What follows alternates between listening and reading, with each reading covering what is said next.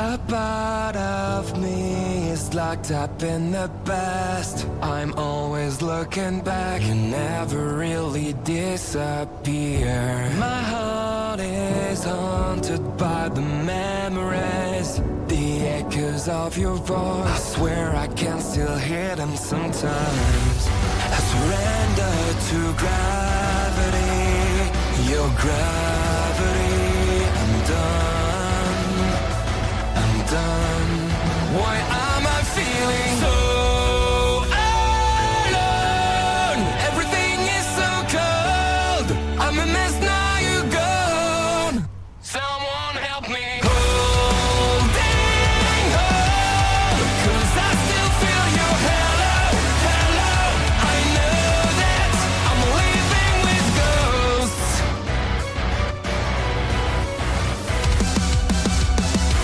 I feel your presence everywhere I go. I live in the shadows, I still hope, but you're not there. I spend my nights looking at photographs, 'cause this is all I've got and your name engraved in stone. I surrender to gravity, your gravity. I'm done. Why am I feeling so alone? Everything is so cold. I'm a mess now, you're gone. Someone help me holding on, 'cause I still feel your halo. I know that I'm living with ghosts. Now I'm living with ghosts. Give me a sign. Tell me you're still alive.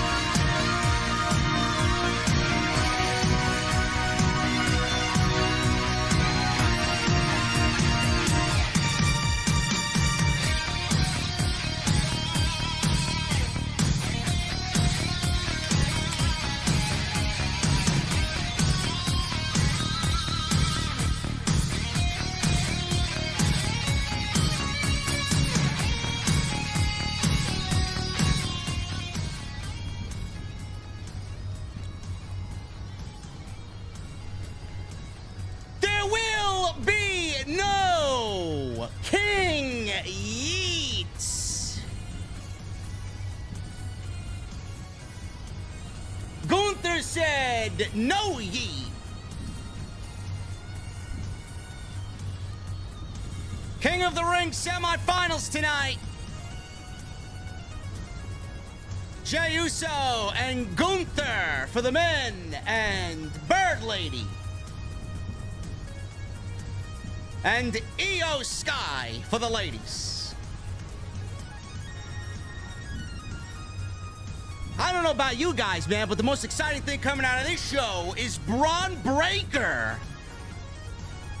living up to his last name is Braun Breaker, bro. Oh my goodness. Guy cut Ricochet and some poor lifeless jobber in half tonight. I guess he really wanted to be King Breaker. We're going to talk about where I think that's going. I don't know, man. I don't know. Listen, I told you guys it was coming. We'll talk about it. And we'll also talk King of the Ring. Maybe we'll do some predictions, or maybe we'll save them tomorrow with the Solid Monster. I don't know. What I do know is we're taking a little detour, man. We're not going to the venue. We're not going downstairs to my mother's basement. It's too nice of a week. It's Memorial Day week. Do you know where we're drinking tonight? You better fucking believe we're going to the beer garden tonight, motherfucker. It's a beautiful night. I want to drink a cold beverage outside. And for the first time this season, when I get there and I walk through those beautiful doors, I want to know on this Monday night, what the fuck are you guys drinking? I'll see you over there.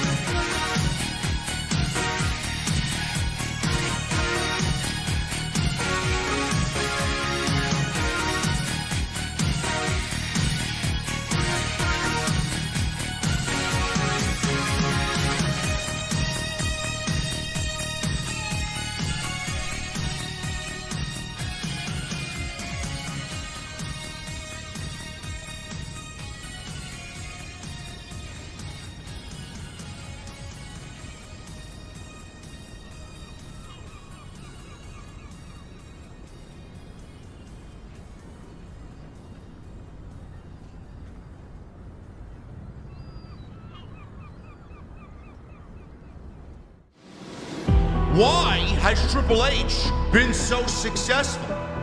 Why is Triple H running WWE better than Vince McMahon and Bruce Pritchard on Monday and Friday night? Long-term booking.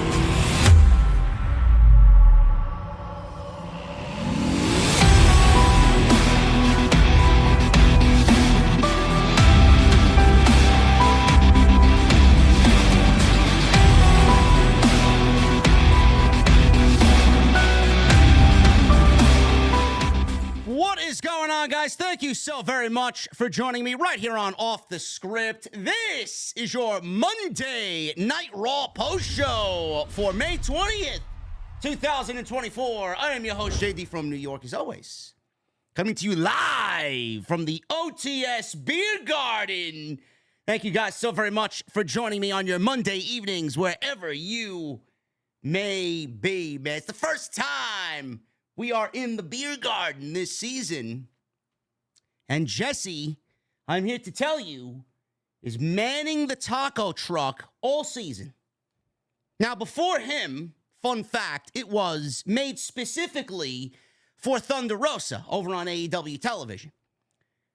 She doesn't like us anymore, And I had to basically boot her out of there. And now it's Jesse's Taqueria. I was very limited on options. So he's manning the taco truck. So if you guys want some tacos and you want to be in the bathroom for the rest of the night, by all means, go eat some Jesse's tacos. Listen, Jesse, what type of night was it tonight, man? Listen. Yeet. No yeet. Yeet. No yeet. Bro, listen, man. I haven't been here all season, man. Please don't tell me we got fucking cockroaches in the venue. What the fuck is that? Are you fucking kidding me with this shit? Are you fucking serious? Huh? I don't even know why. Yeah, I don't know why you... I don't know. What the fuck was that? Holy shit, man. We gotta fumigate the fucking place now. I may go back to the fucking venue. Holy shit. What the fuck was that screeching in my ear? I can't take this shit. I'm gonna dump. Seriously, I'm gonna dump him. I don't know, man. It was one of those nights, I'll tell you that. What was that? Yeah.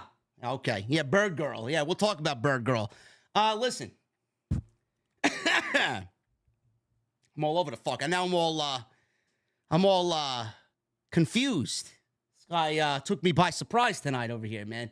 Listen, Monday Night Raw tonight. In all seriousness, I thought WWE tonight made the right decision for Monday night and the King of the Ring.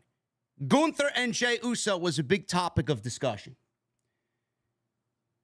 And a lot of people were under the impression that with how hot Jey Uso is, that he probably was going to go over, or they wouldn't be surprised if Jey Uso went over Gunther tonight in the main event to go to Saudi and wrestle for the King of the Ring.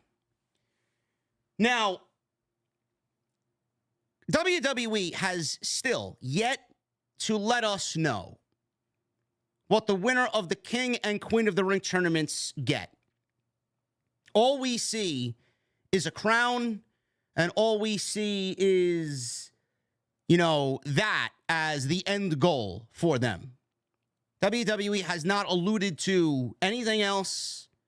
We were all under the assumption that the winner of these tournaments would be ultimately the number one contender for their championship, their world championship of choice. WWE has not said anything about that. And I discussed today on social media that it was going to be a huge aspect to who wins and who loses tonight on the show. On one hand, we had Gunther. Gunther obviously was everybody's pick from the very beginning. Gunther was no doubt about it the odds-on favorite. Jey Uso was his opponent tonight, and Jey was never supposed to be in the tournament anyway. He was never a part of the field of 8 on Monday night. He replaced Drew McIntyre, who could not be in the tournament due to a very severe hyperextended elbow. Drew McIntyre was my choice, just seeing where we were going with his ascent and Clash at the Castle being in Scotland and him wanting the world championship. I was going to go with Drew at the end of all of it if he was still in the tournament. As soon as he was removed from the tournament, Gunther was the odds-on choice. So you look at Gunther and Jey Uso, and then you look at the fact that WWE hasn't told us what the winner of this tournament gets, and that was going to weigh heavy on the creative process. If WWE tonight said the winner of the King of the Ring, the winner of the Queen of the Ring, is going to get a championship match of their choice at so-and-so event, or whenever they choose within the next 30 days or 60 days or whatever they come up with. If that was the end goal, then Gunther was the odds-on choice to win this thing. If it was not, Jey Uso was probably the odds-on favorite to go to Saudi and wrestle for the King of the Ring. Because if there's no championship on the line, WWE's not going to make Jey Uso a world champion. WWE would have given Jey Uso the crown because every other title opportunity that he has had, he's lost. And on top of that, they could have easily played into Jey Uso versus Tama Tonga in the finals and play out the Bloodline saga in the finals, which I don't think was necessary because you don't need a tournament to tell that particular story. You could do that away from the tournament and give the tournament to somebody that is actually going to use it to bolster their career or, have their career go to the next level. Jey Uso didn't need that. He didn't need this story to play out in the King of the Ring, which is where I thought they were going because we didn't get an announcement of what the winner gets. So here I am all day. I'm like, I wouldn't be surprised if Jey Uso wins this fucking thing. WWE gives us Jey Uso versus Tama Tonga. Jey Uso wins the King of the Ring. We see Jimmy Uso come back to get his revenge on Tama Tonga and Bloodline 2.0. And then the reconciliation process between Jey Uso and Jimmy Uso begins. That would be a way to get him back to television and get the Usos back together to battle the Bloodline. And then we get Jacob Fatu, and then we get 3-on-3, and then we're off to the races. That's where I thought they were going. I'm here to tell you that's not where they went. I'm here to tell you that it is not where they are going. Gunther is going to the finals.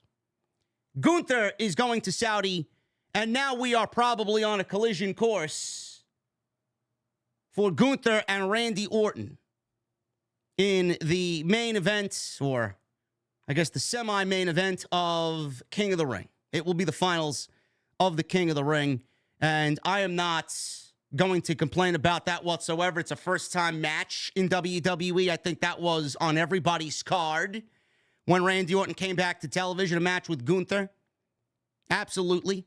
Fits the bill for the King of the Ring. Fits the finals for the King of the Ring. And King Gunther has a nice ring to it. So I'm loving where they're going with this. Gunther was the right choice tonight for sure for the men. And we're looking at that potential match coming out of Friday. Randy Orton's got to get through Tama Tonga. And I don't think that we're getting Tama Tonga versus Gunther in the finals. Nobody wants to see that. They're going with Randy. They need their biggest stars over there. That's who they want over there. And that's where they're going. So I'm pretty safe to say that Gunther and Randy Orton's going to be your finals for the King of the Ring. As for the ladies, it's a little bit more easy to predict coming out of SmackDown. I was actually 50-50 on Lyra Valkyria. Who? I don't know who this is. Oh, Bird Girl. Oh, we better watch out, man. This is an open area, open space. She could fly away, Bird Girl. We're outside in the beer garden now. Lyra Valkyria and IYO SKY. It was either going to go IYO and make everybody happy, or Lyra and have everybody be less than enthused, quite honestly. But I'm looking at what is happening on SmackDown. Bianca and Nia. I think we're going to get Nia Jax beating Bianca Belair. I don't think we're going to get, now that we saw Lyra beat IYO SKY. If IYO won, I would have said, all right, let's go Bianca and get a rematch there from Backlash last year. But Lyra, she won and surprised IYO, upset IYO. She's going to the finals. And WWE, I feel, is now going to go Nia beating Bianca, and we're going to get Nia versus Lyra in the finals of the Queen of the Ring. And it's going to be heel babyface dynamic there to Randy Orton, Gunther, heel babyface dynamic. I just don't see them going with Bianca and doing babyface versus babyface. Lyra is not going to bode well in that situation. I think having Lyra go to the finals and come just a little bit short is their thought process here. And trying to overcome the mountain that is Nia Jax, I think that's where their thought process is now. So we see where WWE's vision is with the outcomes that we got on Monday night. Gunther wins. Randy Orton is more than likely his opponent on Saturday. Lyra beat IYO. Now Nia is more than likely Lyra's opponent on Saturday. And Nia and Gunther, who were the two people that I chose from the very beginning of this tournament, are probably going to end up winning King and Queen of the Ring. Two heels winning King and Queen of the Ring, which is, I think, the right creative move. So we will see what happens there, but I am excited about where Gunther is going and the ascent of Gunther, because he's got a world championship coming to him sooner, very soon, rather than later. The other big thing that happened tonight was the little mini story that we got with Braun Breaker. And I didn't really expect Braun Breaker to have such a post-match attack tonight to tell his story on Monday night. This was his debut match on Raw. Comes out, he squashes a jobber, and he just absolutely goes mental on this poor guy. And it's all because Adam Pearce did not pick him for the King of the Ring tournament. He was not a part of the field of 8 in the King of the Ring tournament, and he's now holding that against Adam Pearce. So he's basically defying the laws on Monday night. He's defying authority on Monday night. He destroyed this poor guy, and he wasn't the only victim of Bron Breakker tonight. Ricochet, he was a victim of Bron Breakker. So Bron Breakker had 2 casualties tonight, 2 victims. Where this is going, we will talk about that. If you guys watched my SmackDown post on Friday, I mentioned it again. If you watched the one before that, I mentioned it fuller, in detail. I do think that this is leading to Bron Breakker being removed off of Monday Night Raw. That's where I feel like it's going. I feel like they are going to shift him back to SmackDown. And what were the last words of AJ Styles on Friday night? Byron Saxton asked AJ, what is your future looking like on Friday nights? AJ says, you know what? I have no idea what my future looks like. This is why next week I'm talking to Nick Aldis about what my future looks like. AJ could be shifted over to Monday Night Raw. Bron Breakker could be shifted over to SmackDown. I'm smelling a trade. A trade between Bron Breakker and AJ Styles switching brands. That's where I think this is leading. I will talk about that a little bit more in detail when we go over the great segment that was Bron Breakker tonight. Sami Zayn, Intercontinental Champion. Sami Zayn wrestled Chad Gable. So basically 2/3 of the triple threat match that we will see on Saturday for the Intercontinental Championship tonight in the opening of Monday Night Raw. Don't really like champions losing non-title matches on television. But this one I kind of accepted because I see where they're going with the story. Doesn't mean I like it, but I see where they're going as far as telling the story of Chad Gable, mixing it with the rest of Alpha Academy, most importantly, Otis.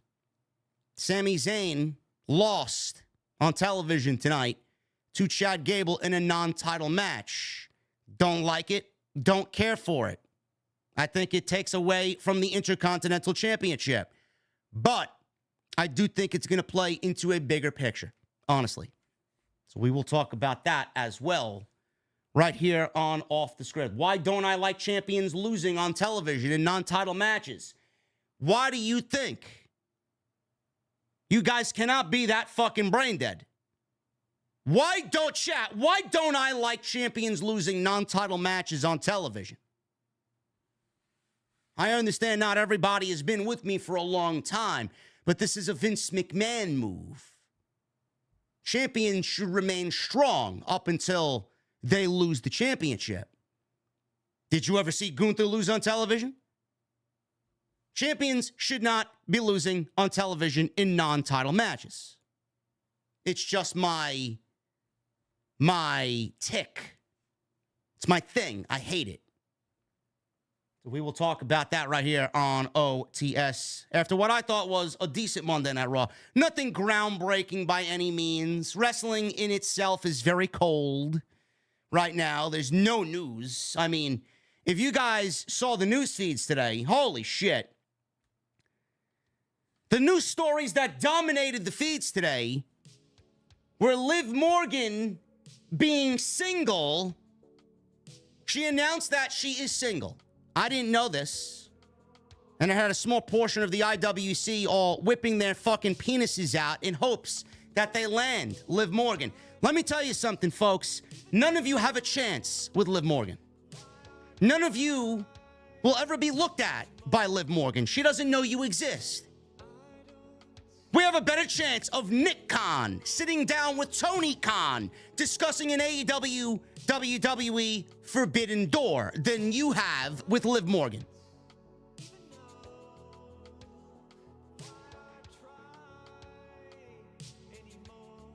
The adult sites are always readily available for you.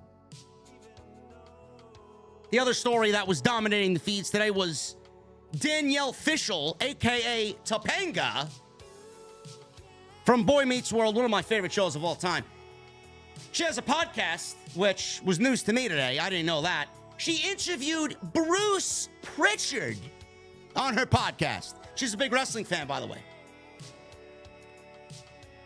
She wants to take a table bump. She wants to take a bump through a legit wrestling table. Honey, I don't know if we should really be talking about Bruce Prichard or talking to Bruce Prichard in any meaningful way, please.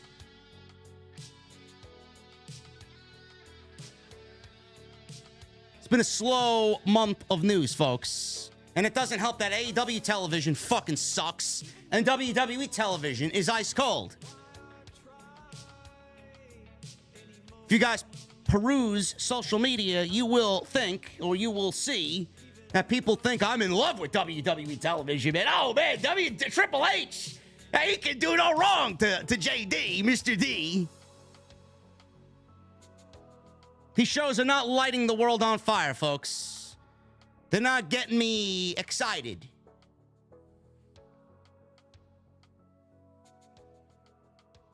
But I'll tell you what, man, Wednesday's stream is going to be something else.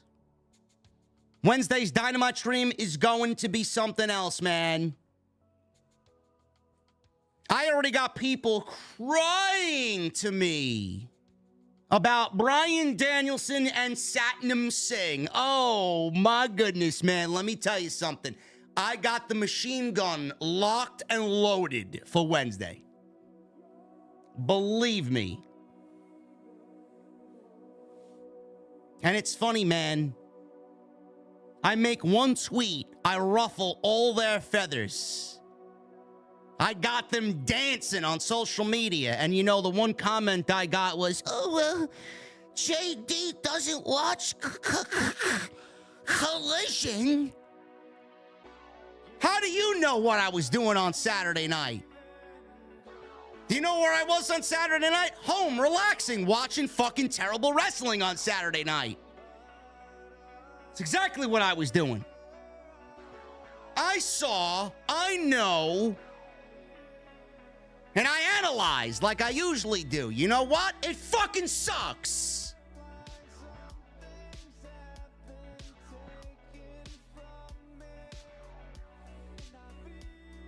Can't wait, man. It's gonna be a good show. Already got the thumbnail ready to go, man. I'm fucking pumped. I'm excited, man. Follow me on social media at JDfromNY206, Twitter, Instagram, TikTok, and Cameo. Hit that subscribe button down below. Turn on the bell for notifications. Get those super chats in. We'll hang out at the end of the show. The super chats are you. Any questions, comments, and concerns, you guys can get them on in. We'll hang out at the end of the show.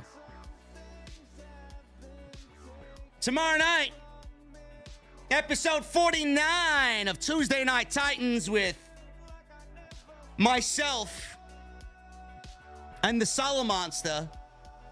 It's going to be a double or nothing and King and Queen of the Ring huge prediction show. Plus, we will go over the delusional Brian Gewirtz comment that he made about Cody Rhodes. And Cody Rhodes today on Busted Open revealed everything about what he knew going into the Royal Rumble about The Rock. Should be a good discussion. So make sure you guys tune in tomorrow night, 8:30 with The Solid Monster, Tuesday Night Titans, episode 49. We have officially reached, for the first 2 episodes, over 100,000 views right here on YouTube. So thank you guys for the support, man. Everything is going beautiful.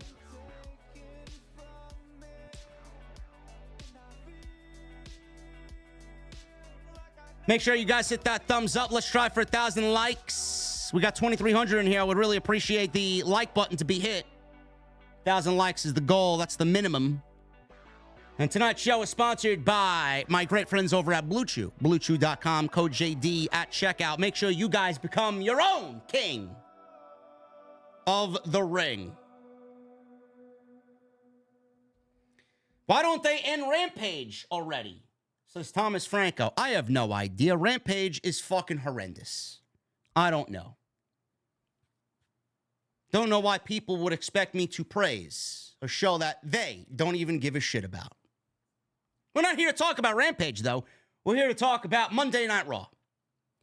Monday Night Raw opens up with Sami Zayn coming on out, makes his ring entrance. They are in Greensboro, North Carolina. Dax Harwood's not too far from there. Maybe we should get Dax on the phone and inquire about his take on tonight's show. How many stories were told, Dax? Did you agree with them? You know, being that he loves his stories so much. He spoke about his match at King of the Ring in Saudi.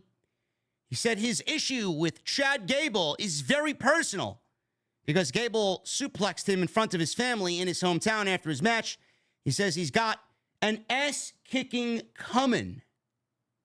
He said as far as Bronson Reed goes, who was not on the show tonight, he wants his title and that's it. He says it's an interesting match between the mind, the body, and the soul. He called Gable manipulative and crafty. He said Reed is brute force. He said the soul of the match is himself. He said he'd bet on soul every time. He said that's why he's holding the Intercontinental Championship now. Chad Gable walked out with Otis, Akira Tozawa, and Maxine Dupree. Maxine's still out there. Maxine is still out there. Oh, Jesus fucking Christ, man.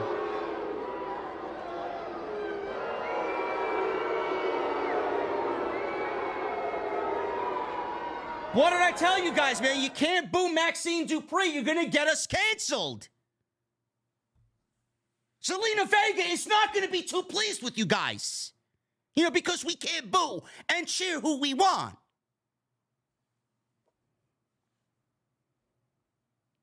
Chad Gable says he's too damn nice because he coached Sami into being able to defeat Gunther. Says he's also been too nice to the rest of his Alpha Academy. He yelled at each one of them. Sami asked them, how much longer are they going to put up with Chad Gable's bullshit? Gable said no one talks to his people other than him. He says they have all agreed to step it up. He said Sami's trying to drive a wedge between them. Gable says he doesn't have to pin Sami to win his title, but he plans to.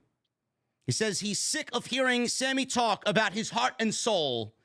Fans then chanted, "You suck," at Chad Gable. Gable says he won't just take the title, he's going to take Sami's soul. Sami said that's all well and good. He says they won't be in Saudi Arabia until Saturday.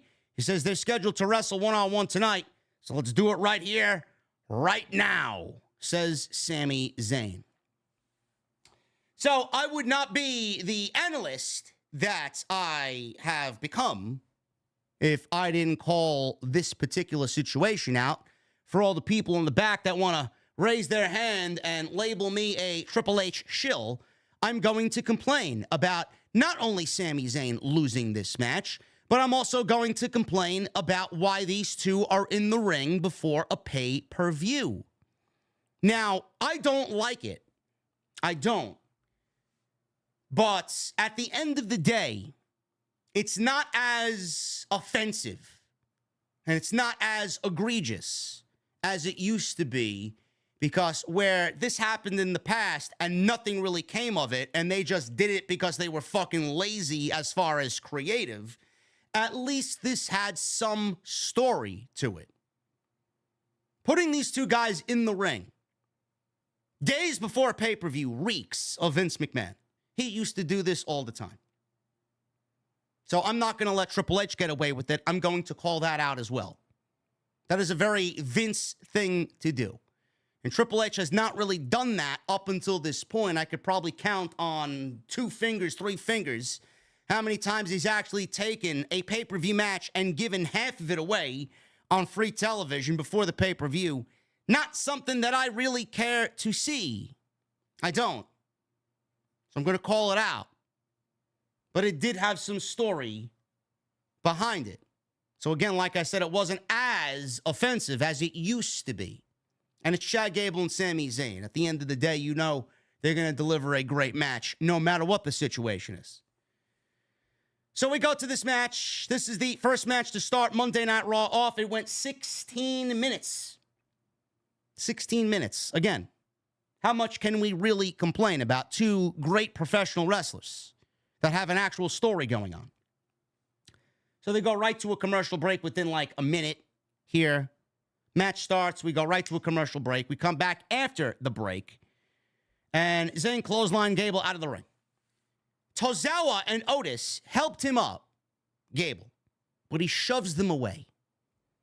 So clearly, Gable is not happy with the Alpha Academy. He's yelling at them. He's telling them what to do. They are conflicted. They want to help, but they don't want to make another mistake. And then they're going to have him yell at them. So it's a little bit of a sticky situation here. Gable wanted Dupree and Tozawa to interfere, but both stopped short of doing so. So there was 2 spots here where Maxine Dupree saw Sami Zayn on the ring apron or on the ring ropes, and she was going to go slap Sami Zayn. She didn't do it.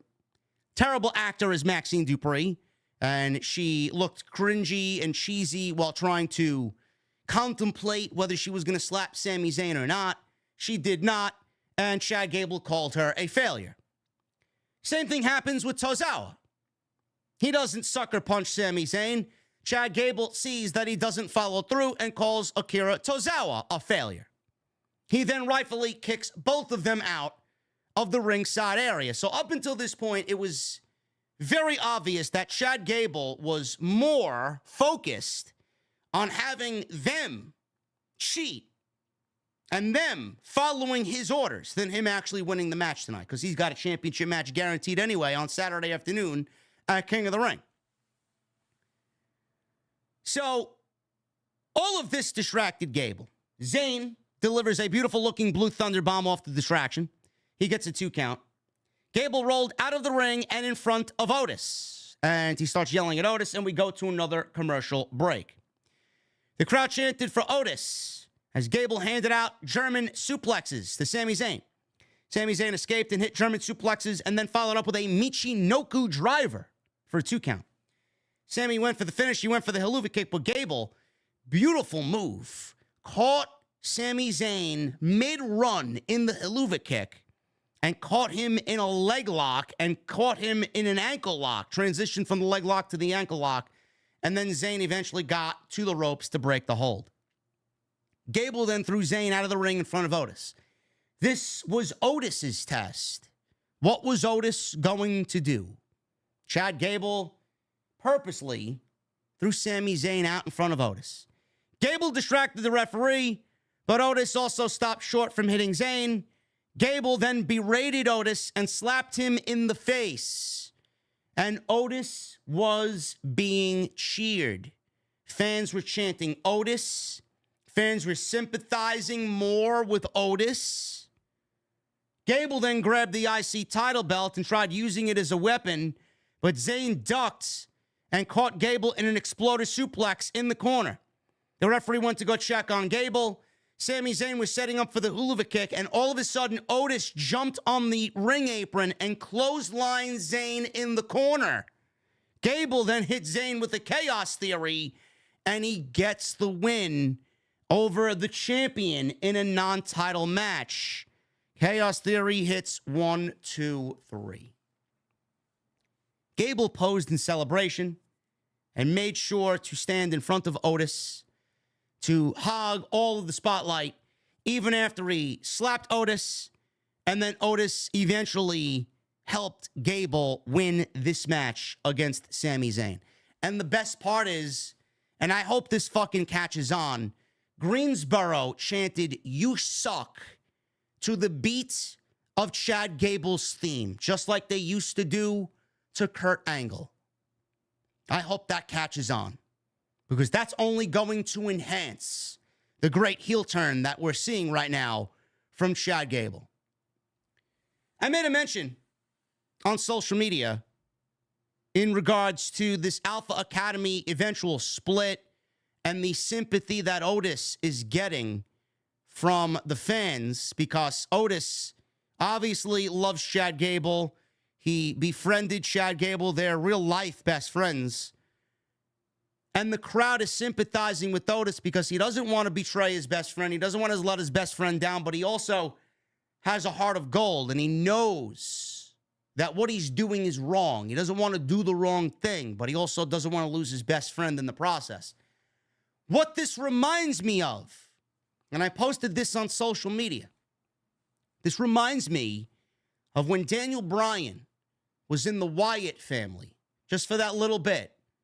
And Bryan had to do the bidding of Bray and the Wyatt family. He had to wear the jumpsuit. He was basically their slave. And it eventually came to a point where Bryan was, it actually enhanced, believe it or not, it actually enhanced Bryan's babyface run, because it was just another way for the company to suppress what was going on, and the fans were not having any of it. Not only was Bryan being suppressed by management, but now he's being suppressed by the Wyatt family, and he can't fucking do the yes, he can't do the chant, he can't do anything. Can't come out and be himself. It reminds me of Bryan and the Wyatt family, and it's almost a mirror image to what Gable is doing with Otis. Otis is being manipulated by Gable, just like Bryan was being manipulated by Bray Wyatt. Now, it's not the same exact thing. It's not the same exact story, but the characters, the sympathy that we're feeling for Otis is similar to what we were feeling for Bryan. And everybody loves Otis. Everybody loves Otis. I don't know how anybody could be against Otis. You want to see Otis fucking kick this guy's ass. You want to see Otis do the right thing. But he can't, because he doesn't want to lose his best friend. But he also knows his best friend is a fucking prick. I'm loving this. I just said moments ago that I'm not foreseeing this match 5 days before the pay-per-view. I just said I'm not for the champion after what we went through with Gunther, who made that championship more valuable than any other title in the company. I don't want to see champions, especially this championship. This champion, Sami Zayn, lose on television in a non-title match. I don't like it. But like I said, it's not as offensive as it was, no matter if I like it or not, because of the story that was being told here. Because what we're getting now is Gable still hanging on to Otis. He feels like he has Otis in his back pocket. He feels that Otis is for the Academy, while the others are not. He calls Otis his star pupil. This will be the moment that Otis turns on Gable, costs Gable the Intercontinental Championship. They will sever the Alpha Academy. Gable will find new students in the Creed brothers. That was already teased tonight. That's been teased. Otis will go babyface. Otis will help Sami win the championship, retain the championship on Saturday. I don't know if this leads to Gable and Otis in a mini feud, but Sami's going to walk out Saturday with the Intercontinental Championship. The whole reason why Bronson Reed is in that match is to take the pinfall. Gable cannot lose on Saturday. I don't see Sami Zayn losing that title yet. I have a feeling that we will get the one-on-one match eventually, and Gable will be the one to take the title from Sami Zayn, not at King of the Ring. That's why I think Bronson Reed is there, to eat that pinfall. But we need to see Otis split from Gable. We need to see Gable with his new academy, and then we need to see Gable win the championship. Because everything will have come full circle for Chad Gable. He gets rid of the old academy. They don't want to help him win the championship. They were not going to help him win the championship. The new academy will, and he will become the champion. Where does Otis go from there? That's my question. I don't know where Otis goes from there. If I was in control, if I had the pen, I'd actually give up Otis going single. I'd call Tucker Knight back up, and I'd reform Heavy Machinery on Monday Night Raw. Don't know where Tucker went. Don't even know if he's still wrestling. I thought Heavy Machinery was a fucking really, really solid tag team. I'm talking, this is NXT Black and Gold days. Some of you might not remember Heavy Machinery. That was Otis's gig before Otis went to the main roster, and they split Heavy Machinery. Vince split Heavy Machinery. Awful decision. Don't know where they go with Otis. But I'd love to see Heavy Machinery back. I mean, it's wishful thinking. But, again, that's the only question I have coming out of this. Where does Otis go from here? Do we see Otis as a single? I don't know. Tucker!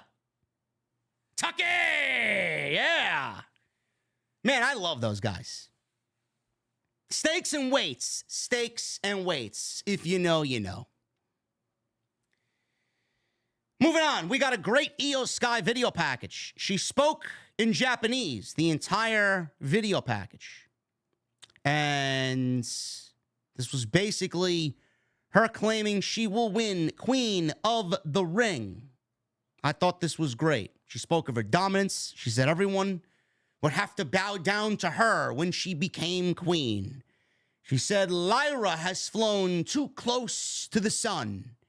Lyra was in her domain because she was the genius of the sky.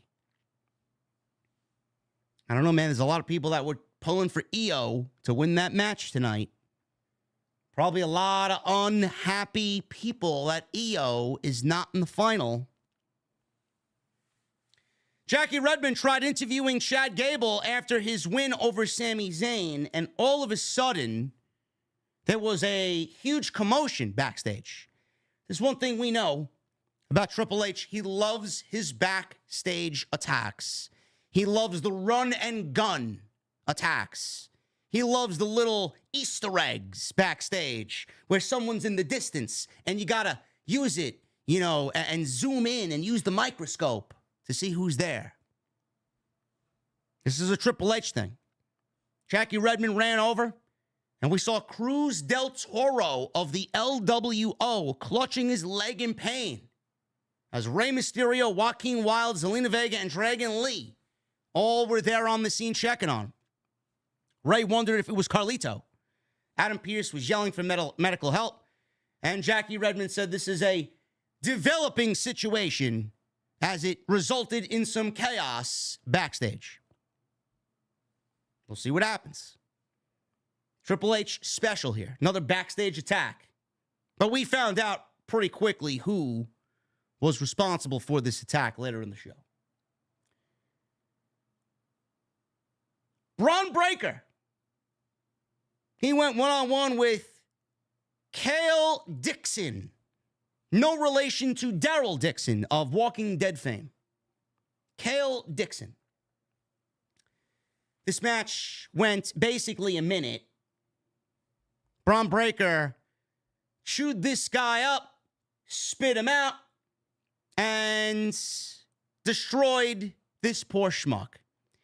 Braun turned his back to his opponent as the bell rang. This guy was talking to himself, uttering the words, King of the Ring. This guy's fucking pissed. Pissed that he was not in the King of the Ring. Blaming Adam Pearce for not putting him in the King of the Ring. Now, we know why. We know why he's not in King of the Ring. The smart fans know why he's not in King of the Ring. Braun Breaker doesn't understand why he's not in King of the Ring.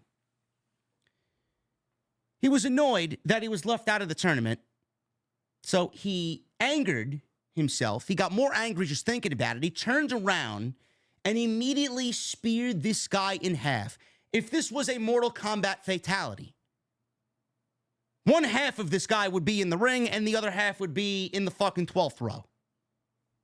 That's how devastating this spear was.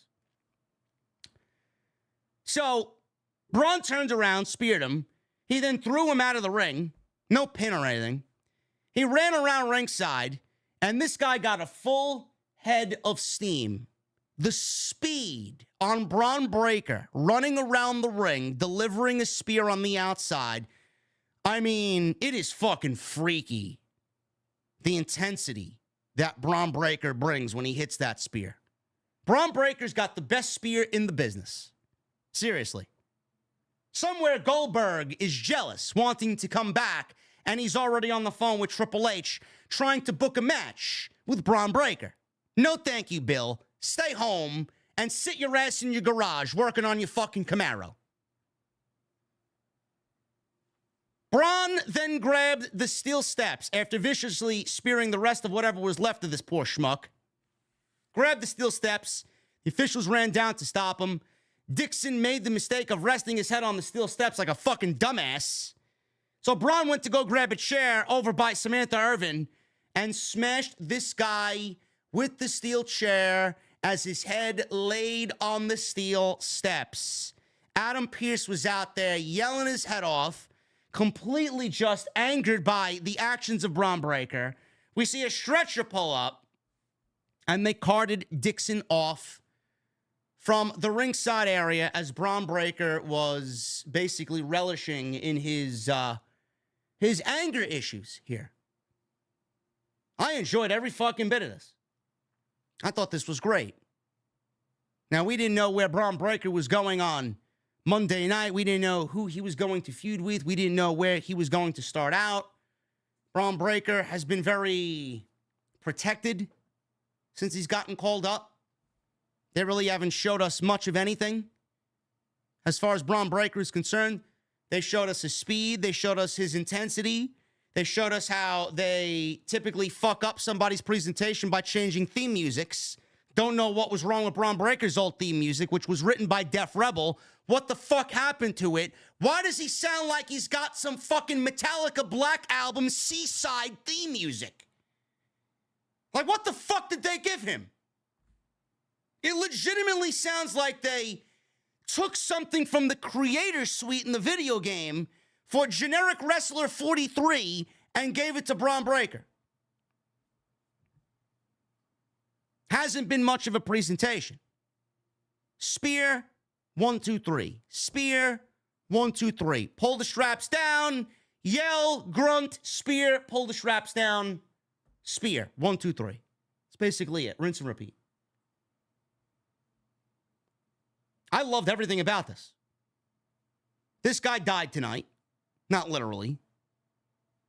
They're telling a story with Bron Breakker and his absence from the King of the Ring, which in turn only makes the King of the Ring that much more valuable. Bron Breakker's upset about not being in the King of the Ring. What do you think that does to the King of the Ring? Everybody should want to be Bron Breakker at this point. Everybody should be angry that they're not in the King of the Ring. This didn't stop people from fucking sitting back there and not say, hey, man, I want to be in the King of the Ring. We had everybody come out. Kofi, Xavier, Drew McIntyre, Gunther, LA Knight, Santos Escobar, all these guys. I'm qualifying myself for the King of the Ring. Everybody should want to be in the King of the Ring. What do you think Bron Breakker's anger means for the King of the Ring? It means it's important. At least to him. I'm looking at it that way. Everybody should want to feel that way about being left out of the King of the Ring. Not just Bron Breakker. This was not the end for Braun. He was on a warpath tonight. Can't wait to see where they go with him. And I'll talk about where I think he is going once we get to his little stunt later on in the show. Pat McAfee said Dixon was formerly on The Bachelorette. And in fact, he was. I didn't know that. Goodbye. Back to shitty reality television for Mr. Daryl Dixon. Or Kale Dixon. Not to be mistaken with Daryl Dixon from The Walking Dead. So Dixon was in the ambulance, or he was being wheeled to the ambulance. They lifted him up into the ambulance after the commercial break. Kiana James appeared to ask Pearce if he needed assistance, but he politely declined. You should have asked her to go grab a cold beverage for you, because at this point in the show, Adam Pearce absolutely needed a cold beverage. Adam Pearce saw Braun in the distance. He calls him over. Starts yelling at him. What the fuck were you thinking, huh? Braun said Pearce cannot control him. This was all on Pearce because he didn't put him in the King of the Ring tournament. I mean, everybody should want to be in the King of the Ring. Kale Dixon should have been destroyed by everybody who didn't raise their hand and say, I want to be in King of the Ring. Becky Lynch was backstage against Lyra Valkyria. She was in Gorilla. She was getting ready for her match against IYO. Becky Lynch approached Lyra in Gorilla. Becky said she knew how good Lyra was and told her to go show everyone why the hard work was worth it. Oh, it was worth it, all right. It was worth it, all right. No matter the hard work, trying to work this crowd into a reaction was fucking painful, man. It was like pulling teeth out there. Holy shit. This match got a lot of time. For a semifinal match, this got a lot of time. I mean, with the amount of women's matches that we'll see spread across AEW television all week on 3 shows, this match went more than all of them combined. 20 minutes. First ever match for these two ladies. And the crowd was dead. The crowd was silent through 80 to 90% of this match. They popped for the ending, but I think it was more of a pop that the match was actually over so they can move on to the next segment. All this made me think is, holy shit, man, we need Drew McIntyre and we need CM Punk back. Stat. Immediately. This crowd was fucking dead for this match. I don't know how that's going to bode for Lyra in the finals in Saudi, but we'll see what happens. Underdogs usually get over well there. About a minute in, we go to a commercial break. IYO, she's in control over Lyra.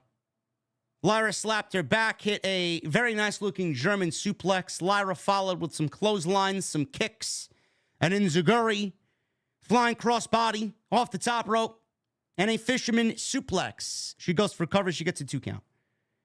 IYO followed with some double knees, and she nets a 2 count off the double knees. Crowd was as quiet as anything all show for this match. They started to come alive just a little bit.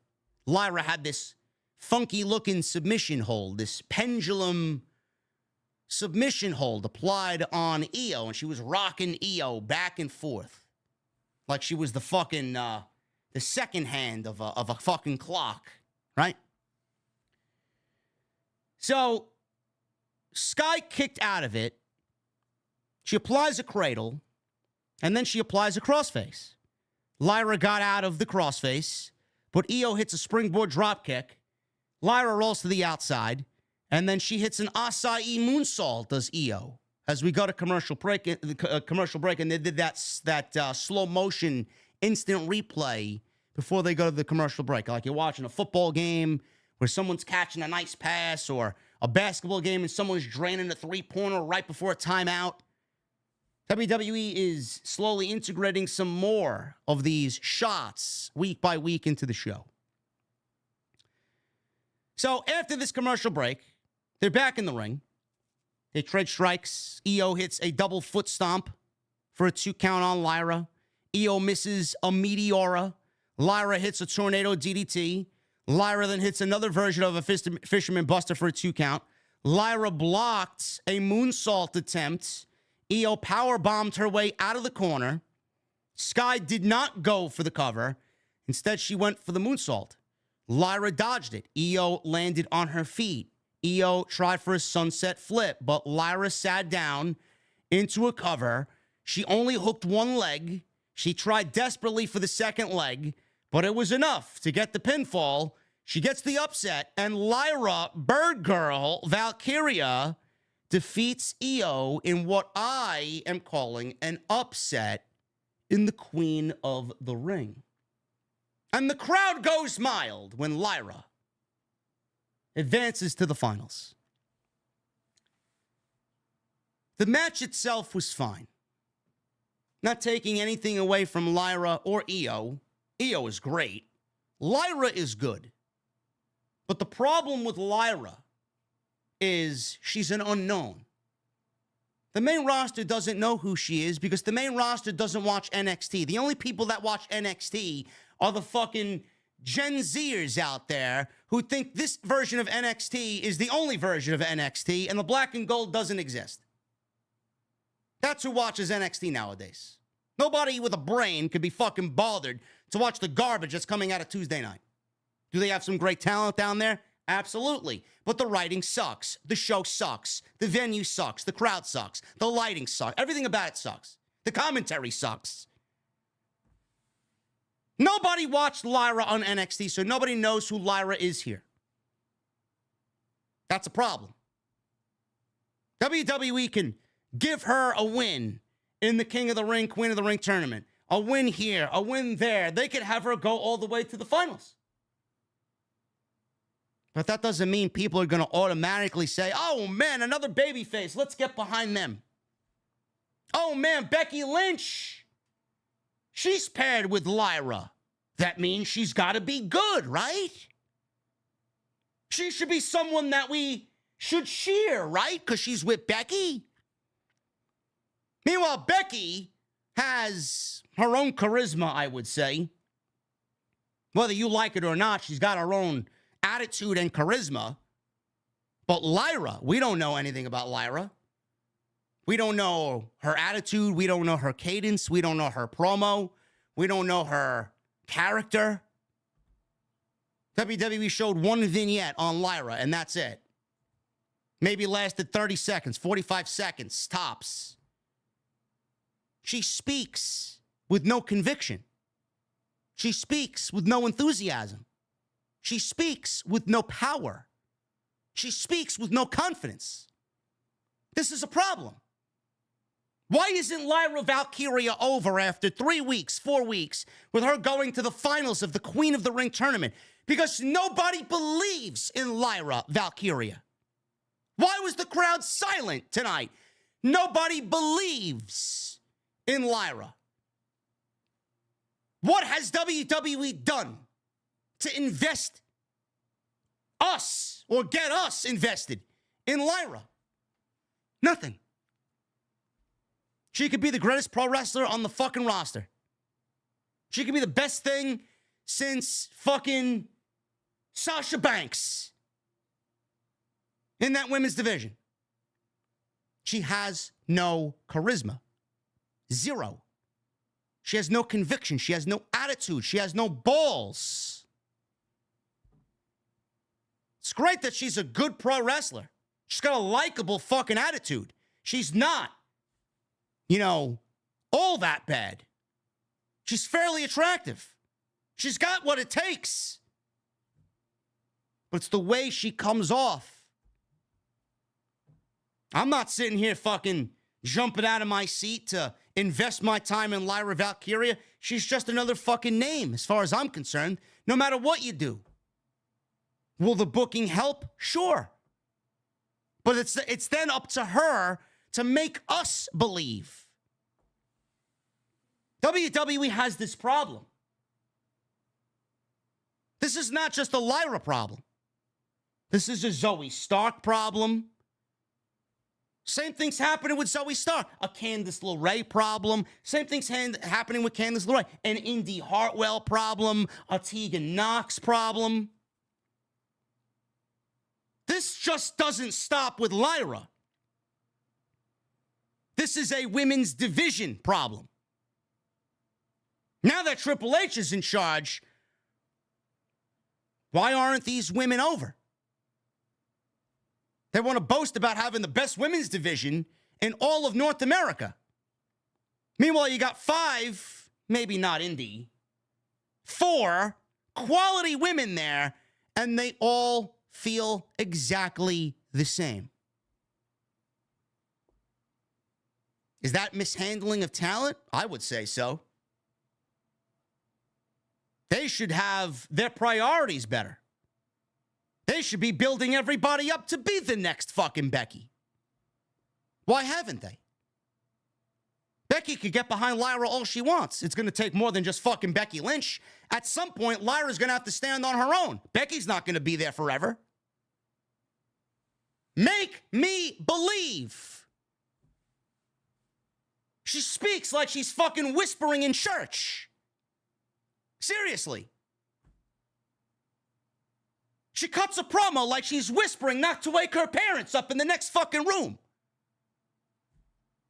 She speaks like her dog just fucking died yesterday. Make me believe. Going to the fucking finals of the Queen of the Ring is great. It's great. But what is it going to do for you after that? And I get why WWE had her win. They feel like going up against Nia, potentially, and trying to overcome the odds is going to be great for her building process. Meanwhile, you've done nothing else to make me fucking believe that this woman is it.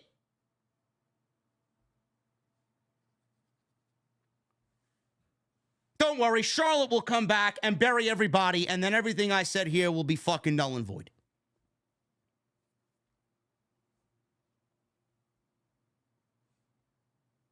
At the end of the match, Jackie Redmond got in the ring, and Lyra, she admitted that she didn't see herself in this position 3 weeks ago, and she got drafted to Raw. Lyra believed she could get it done while she was one Nightwing away from becoming Queen of the Ring.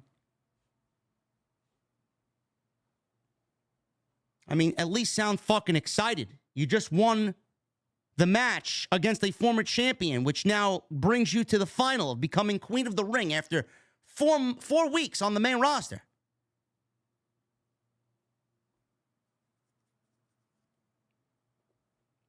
R-Truth. He was backstage with Pete Dunne and Tyler Bate. Truth was explaining to Pete Dunne how to do the hokey pokey. Truth then turned his head, and Dunne was about to basically knock this fucking guy out. Tyler Bate had to stop him. Miz walks in. Bate says, you know what? We're going to go now. We look forward to facing you guys somewhere in the future for those titles, if that opportunity presents itself. Miz walked in, and he was worried that they would be at a disadvantage against the Judgment Day, especially if they had Carlito with them. Truth said he spoke to his good buddy, Andre the Giant, and he had their back tonight. Miz sadly informed R-Truth that Andre the Giant's been dead for 30 years. You were not speaking to Andre the Giant. Truth then said, what? Passed away? What? Truth told Miz to trust him and left. Miz looked up and said, Andre, we could use you tonight in spirit. Truth then comes back and asks Miz, why is he looking up and who is he talking to? And then he mutters to himself, and they say, I'm the crazy one.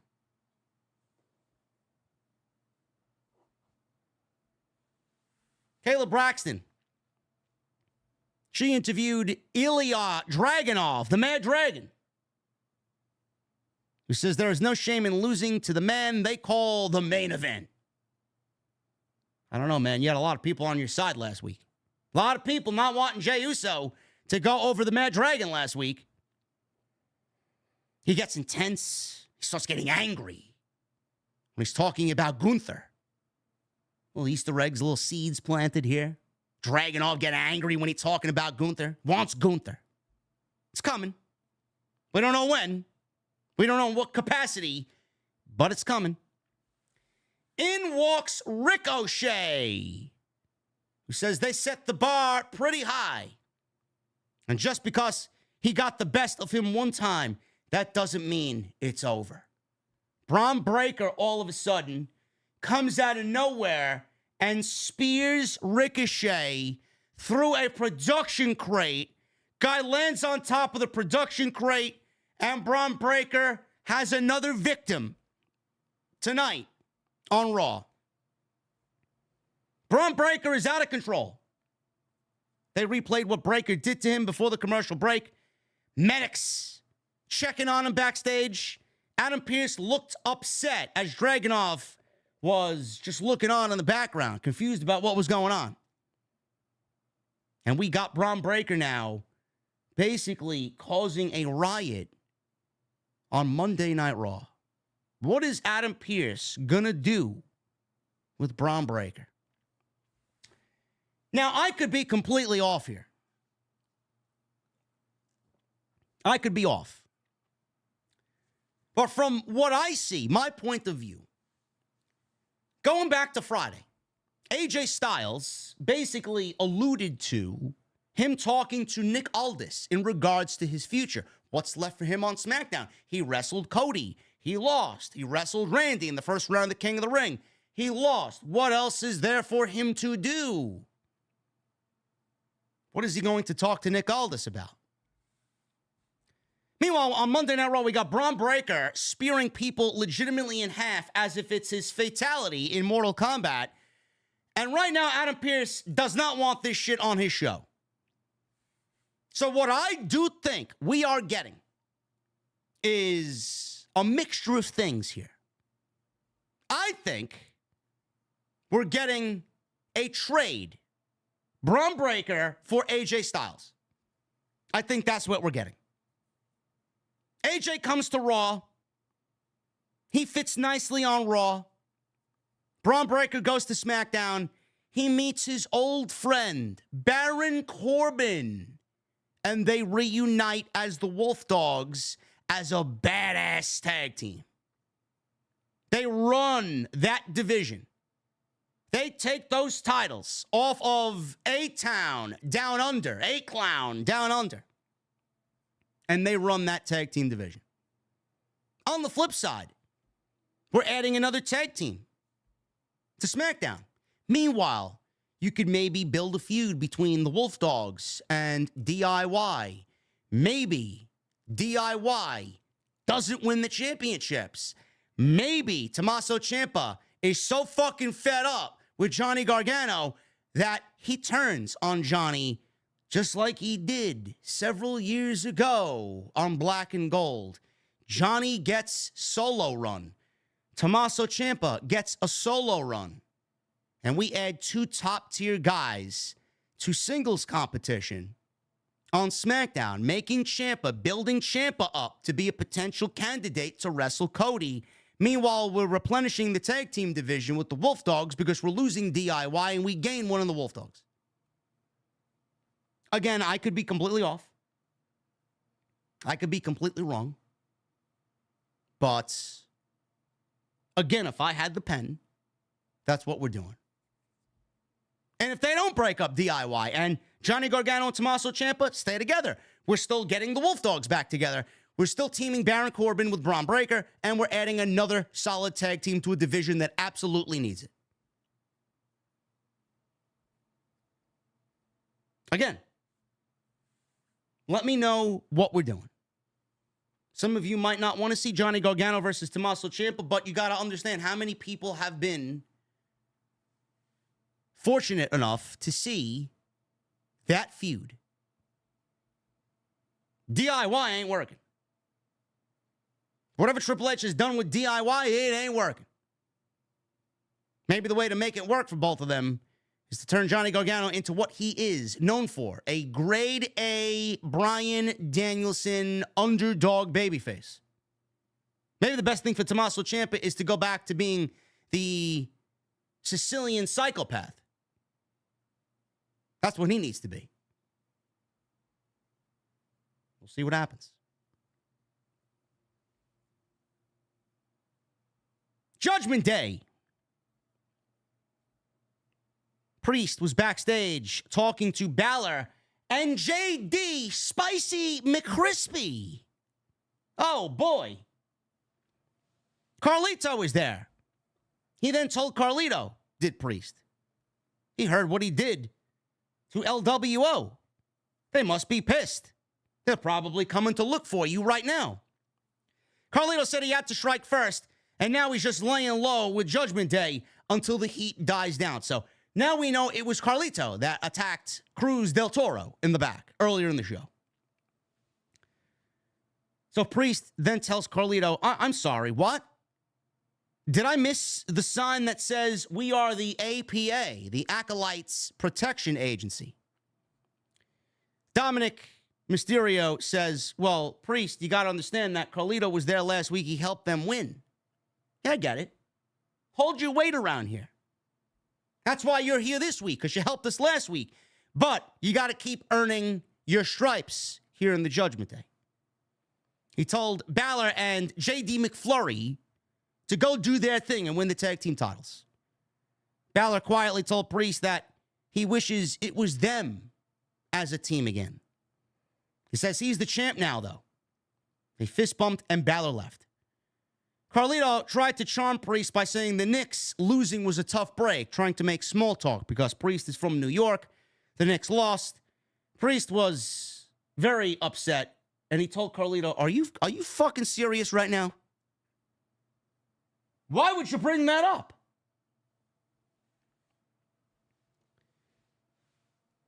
We got highlights of Baron Corbin at a pro bowling tournament, presenting the winner with a WWE replica belt. Corbin actually, you know what? Corbin, he's got a lot of similarities with us, man. He loves whiskey. He loves grilling steaks. He loves bowling. He loves heavy metal music. He loves his coffee. I mean, Baron Corbin's a fucking solid guy. As far as I'm concerned, man, Corbin is a solid guy. I'd have a cold whiskey with Baron Corbin.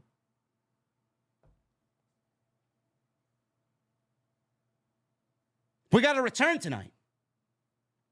Sonya Deville is back. Who? You guys know Sonya. Come on. Sonya Deville showed up, less than enthusiastic. She approached Shayna Baszler and Zoe Stark. She introduced herself to Zoe. Sonya said she had something to tell them.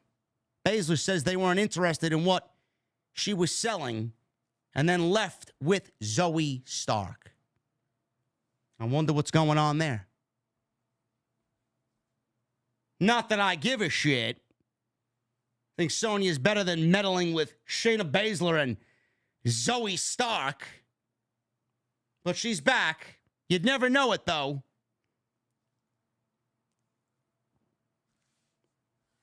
Miz and R-Truth defending the tag team titles against Finn Balor and JD McDouble. Oh, man. Extra cheese on the McDouble. Tag team title opportunity, man. I'm going to be honest with you. I am about done with the team of Awesome Truth. They have seen their day in the sun. It was a great WrestleMania moment for R-Truth. We were all super proud and super happy for R-Truth, but I am about done with this tag team on Monday Night Raw being the champions. I think we need to get these belts onto somebody else, and I think we need to move on from this team permanently. Nothing but a comedy act. Not into it. Match went about 10 minutes. We got a Dominic Mysterio distraction. This allowed Judgment Day to take control, and we are coming back after the commercial break. Truth made a hot tag. He did John Cena's 5 moves of doom. He did the STF, but JD McGriddle broke it up. Truth then tossed McFish from the ring, and Balor applied a schoolboy for a 2, followed by a sling blade. McDonough tagged in. I'm sorry. McCafe tagged in, and Truth and Miz each handed out 5-knuckle shuffles. Carlito ran down, but Miz quickly knocked him off the apron and wiped out Balor with a dive. JD McSpicy McCrispy hits a flatliner. Truth hit McDouble with a flatliner. I don't know how many fucking dollar menu items this guy is, but he gave McDouble a flatliner, but Carlito put JD's foot on the rope to stop the count. All of a sudden, Braun Strowman comes out. His music hits the PA system. Braun Strowman's out there. He launched Carlito into the barricade. And all of a sudden, he starts chasing J.D. McFish around ringside. Does this constitute as the Strowman Express? I have to ask the crowd, the chat, the crowd. I got to ask, does this constitute as the Strowman Express? Did we see the Strowman Express in full motion tonight? Did he leave the station tonight? Strowman chased McNugget around ringside, so McNugget ran back into the ring, and Truth caught him with an AA, an attitude adjustment, for the 1, 2, 3. Crowd popped when Awesome Truth won with the help of Braun Strowman. I mean,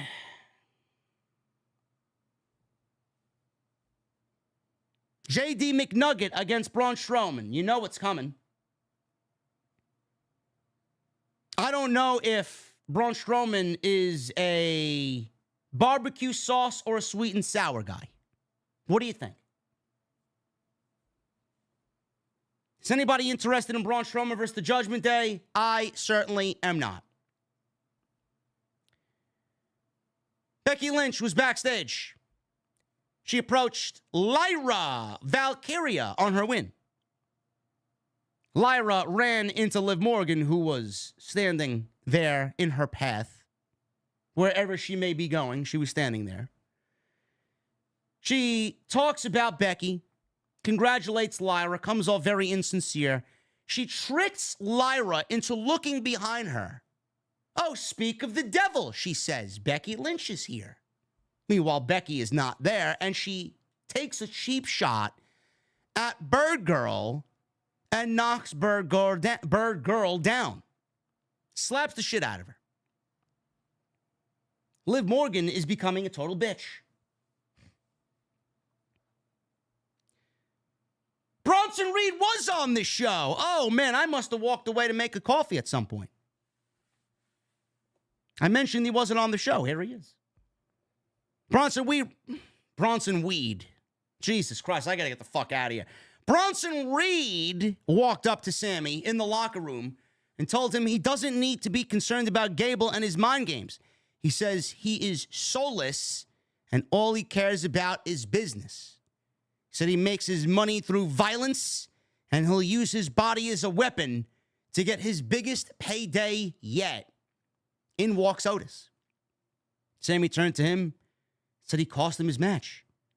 He says he expected better of him. He asked if he was proud of himself. Otis says, I'm sorry. I really am. Sami then says, I know you're sorry, Otis, because you're a good guy. He said, Gable is not. He says he's been in his shoes before. He told Otis to start listening to the fans and he'll be better off. He patted Otis on the chest and fans chanted, Otis. Yes, I need Bronson weed instead. Yes, I may need some weed, even though I don't smoke. I'll just give it to you guys in the venue. You can smoke outside.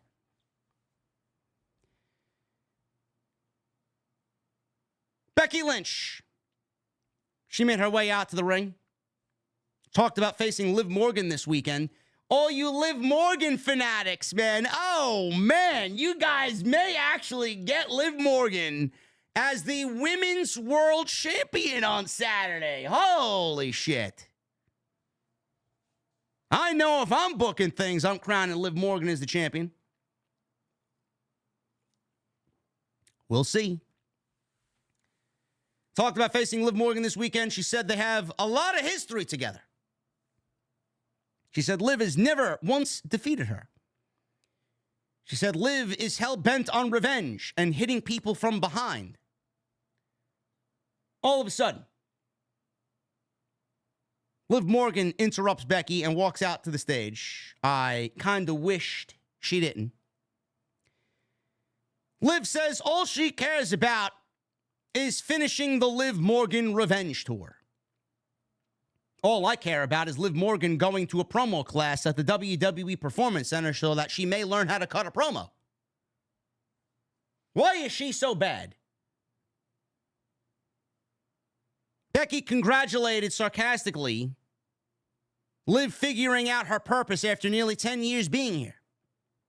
Becky said she knew her purpose from the time she arrived, which was leaving WWE better off when she first arrived. Becky asked what is next if she fulfills her revenge tour. Liv said Becky is really, really, really, really lame. I think both of these women are really lame. Liv says she's embarrassed that she thinks she has broken down barriers. I'm sorry, what exactly has Liv Morgan done? What exactly has Liv Morgan done here? Anybody? So she said Becky is the most selfish person in WWE. There's Becky Hogan. She doesn't care about the fans. So the fans start what chanting Liv Morgan? She says they can't hear her because they've got their heads buried up her ass. Becky's ass. She predicted victory on Saturday. Becky said the fans know she is lying because you can't trick them. She says they know she does everything for them and puts her body on the line for them. She said she came there looking for a fight, so she told her to put her money where her mouth is and fight her. She slammed the mic down, Liv walked to the ring, and then backed off like an obnoxious heel. She made fun of Becky looking stupid and said she's waiting to fight until the belt is on the line. I'm sorry, fellas. Your woman is a shit promo. And I'm basically done with Becky as champion. I'm done with Awesome Truth as champions. I'm done with Becky as champions or champion. And I'm done with Liv cutting a promo. Rhea Ripley cannot get back soon enough, honestly. But Liv will have her token title run, and they will tell a decent story because they are teasing Liv's involvement with the Judgment Day, and they're teasing Liv's involvement with Dominic, and I'm sure this will make Rhea Ripley a babyface, and they'll just spin it off as something else, projecting Rhea as the biggest babyface in the division. It'll work. It's going to be a struggle to get there. We got to sit through this shit, but we'll get there. We'll get there. I'm predicting Liv to win the championship on Saturday. I don't even think Becky has signed a new contract yet. I don't know what the fuck they're waiting for. But no. All you AEW fucking neckbeard virgin cultists, she's not going to Tony Khan. We're not going to see Rebecca Quinn in AEW. God forbid. After what he did with Mercedes for 2 months, you guys really want Becky over in AEW. Sure thing, guy. Sure thing. Damian Priest was backstage. He asked Balor and JD McNuggets what went wrong out there. He asked Carlito what he did to earn his keep. Clearly nothing. He tried. Dominic said he thought McDonough was supposed to handle Braun. So Dom just cleverly throwing JD McFish under the bus here. Priest told McNuggets to go ask Pearce for a match against Braun Strowman next week. Oh, God. He says they need to get back on track because he doesn't recognize the Judgment Day anymore. He stormed off. Balor said Priest is right. Then he went to go look at JD McFlurry, and he told him to go make this right.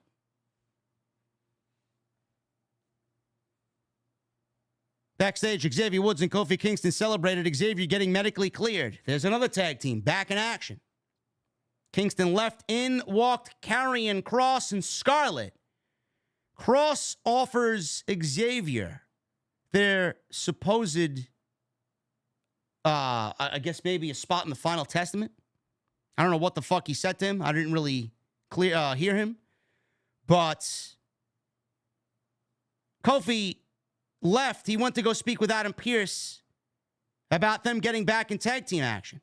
Kross was glad that Woods was cleared. He reminded Woods that there was always time to turn things around.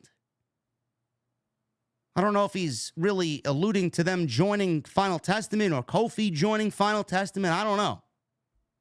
Don't know where this is going.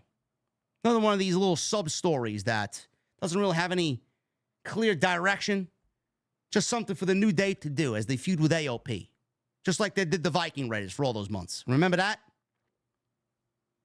It's exactly what he's going to do. Or they are going to do. I'm going to be honest with you guys. At this point in the show, I got up and I walked away. I went to go do something else completely separate from watching Raw.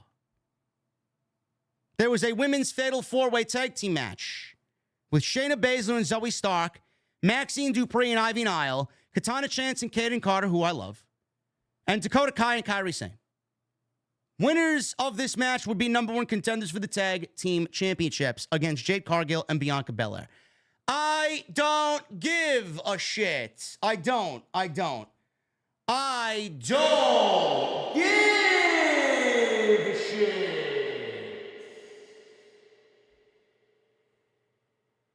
How we can echo in the beer garden, I don't know, man. It's just a thing of beauty. I don't care. I walked away. Zoe Stark and Shayna Baszler win and get a future tag team title opportunity, man. Oh, great. Great. Fantastic.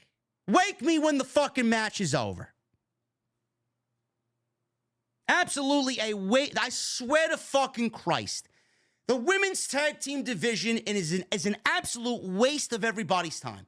Seriously, we bypassed a Drew McIntyre in-ring segment for this garbage. God, I can't wait for fucking Punk and McIntyre to be on television full time. I can't wait. Why is this on the show?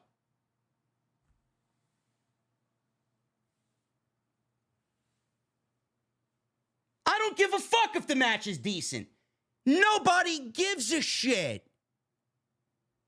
I feel nothing with these women in the ring. I feel nothing for this match. I feel nothing for the tag team titles. Nothing.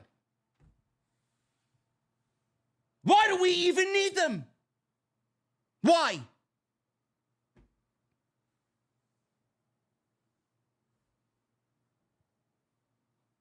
Zoe Stark and Shayna Baszler win, man. Again, like I said, wake me when they lose to Jade Cargill and Bianca Belair.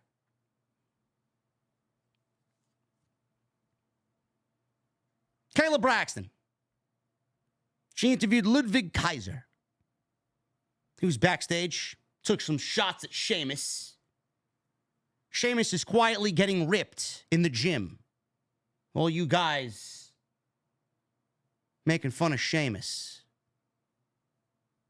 Too many limes, huh? Too many fries, too many fries.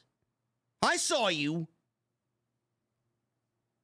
This guy's gonna come back looking like a fucking shredded beast. He says he's just a keyboard warrior and he's going to put him down. Drew McIntyre walked in. He asked what he's doing here. So Pearce decided not to use him tonight on Raw. What the fuck am I doing here? Screw that. He said Priest thought he got one over on him last week, but that's not true. He says he's playing chess where Priest is playing with his eyeliner. Drew said Priest is spreading himself too thin with all of Judgment Day's affairs. He's got Carlito, the LWO, Braun Strowman. He says they'll have a match soon, and he will be the world champion that we all need. I can't wait for that date to come.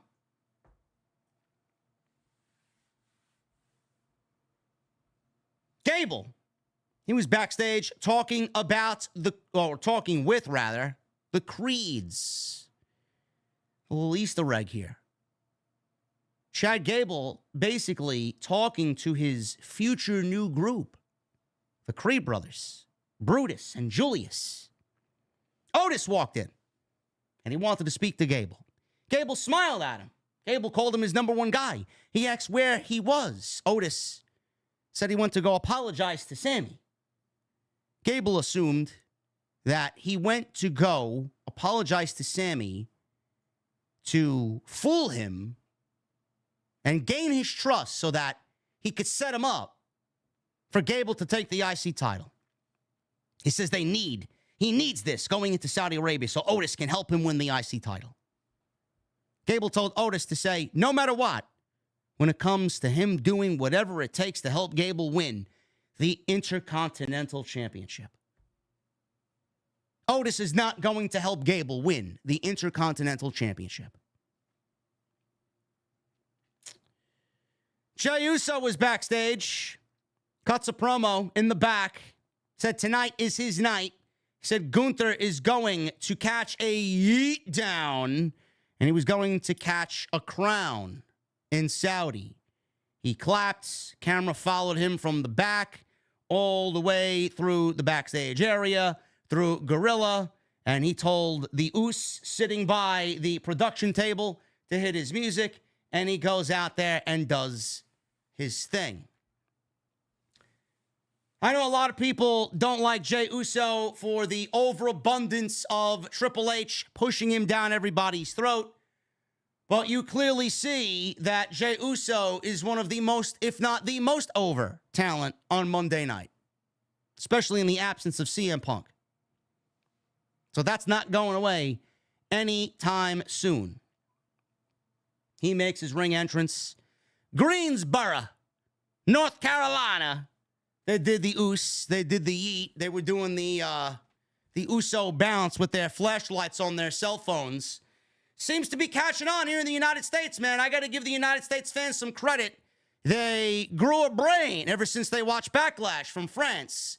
Oh, they could do that, man. That's a great idea. Let's do that here. It's not going to replicate what they did over there, but at least we're bringing it slowly over here to the United States. And WWE wanted that. They really pushed that. They helped push that. Let's dim the lights. Maybe they'll catch on.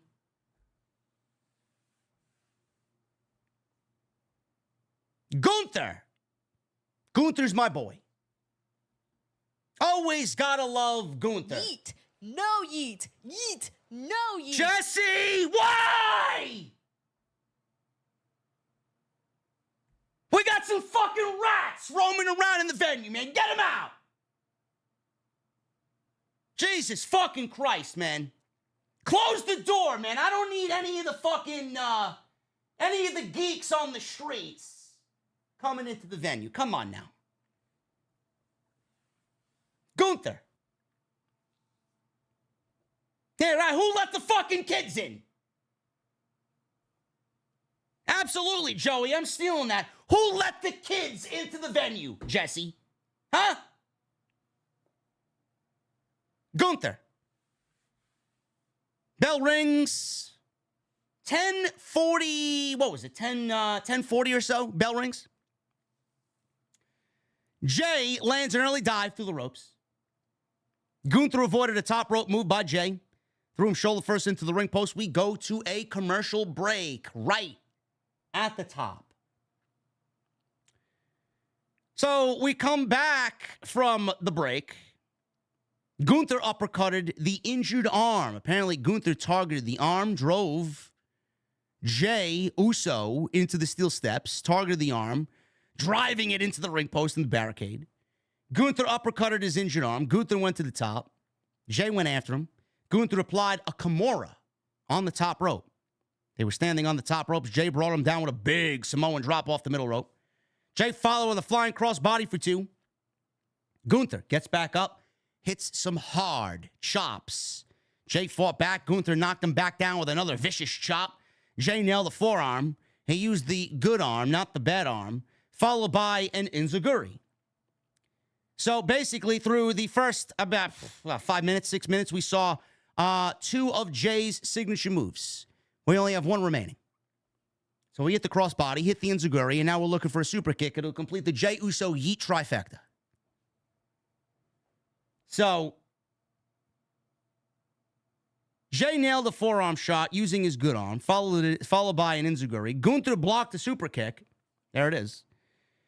Hit another chop. Jey came right back with a super kick. Knocks Gunther down for a 2 count. Jey hits another super kick, followed by some stomps in the corner. Gunther shot out of the corner with a drop kick, hit a power bomb for 2. Gunther applied an arm lock, but Jey fought out. Gunther chopped him in the back. Jey applied a cradle for a 2. Gunther then booted Jey's injured arm and hit a German suplex. Gunther hits a splash off the top for a 2, followed by another clothesline for a 2. Gunther absolutely destroyed Jey with repeated chops in the corner. Gunther didn't capitalize on this because he was arguing with the referee who backed him out of the corner.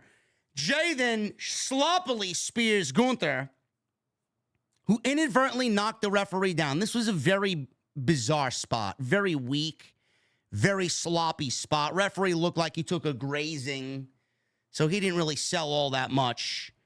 So Gunther's arm smacked against the referee's face. Jey goes up top, hits the Uso splash. Gunther kicked out because the referee took too long to count. Jey sat up. Gunther immediately started clobbering off some shots, locking in the arm bar, applied the submission hold. Jey passed out. The referee called for the bell, and Gunther advances. This show went off the air. As soon as the bell rung, this show was off the air. Soon as he tapped out, this show was off USA Network. Don't know why we needed the 8 useless women wrestling for 10 minutes. Don't know why we couldn't give this a little bit more time for it to breathe, for it to be natural, for it to end the way that it needed. Very sloppy. Very sloppy the way the show went off the air. Poor time management. So Gunther submits, or I guess Jey Uso passed out. They didn't even have him tap out. He passed out. Gunther advances to the finals on yet another submission maneuver. Now keep in mind, Randy's got that knee injury. Randy will have that knee injury exposed with Tama Tonga. He's going to take that knee injury into Saudi. Randy is not going to survive Gunther. Randy will submit to the Boston Crab with a single leg crab. And Gunther will be King Gunther in Saudi. So I thought this was a lot better than their first match when it was contested for the Intercontinental Championship. I thought it was a hell of a lot better than their first match. Small part of me still wished it was Dragunov and Gunther. It would not have hurt Dragunov to battle Gunther for 20 minutes. It would not have harmed him at all. In fact, I think everybody would have loved it. I legitimately thought they were going to give this to Jey Uso. Seriously, I thought they were going to give this to Jey Uso because of the fact that WWE has not told us what the winner of this tournament gets. Is it just a crown? Is it a crown and a title match? If it was just a crown, I thought they were going to go and do Jey versus Tama Tonga and tell the story of the bloodline in Saudi. Bring Jimmy back, get them back together. Jimmy helps Jey win the King of the Ring, and they are on the road to reconciliation. But at the same time, I could not look past Gunther losing to Jey Uso. There's no feasible way. There's no possible way. It's just fucking stupid for Jey to even believably beat Gunther. Gunther suffered one loss in 666 days. One. You want Triple H, who adores this guy. This is the next guy. This is the next champion. You think Triple H is going to have him lose twice in 6 weeks? Fucking ridiculous. It's the one aspect of it I did not really think they were going to do. Gunther lose twice since WrestleMania? Fuck out of here. You got to be out of your fucking mind. Though I wouldn't put it past them. Outside interference, some shenanigans, something.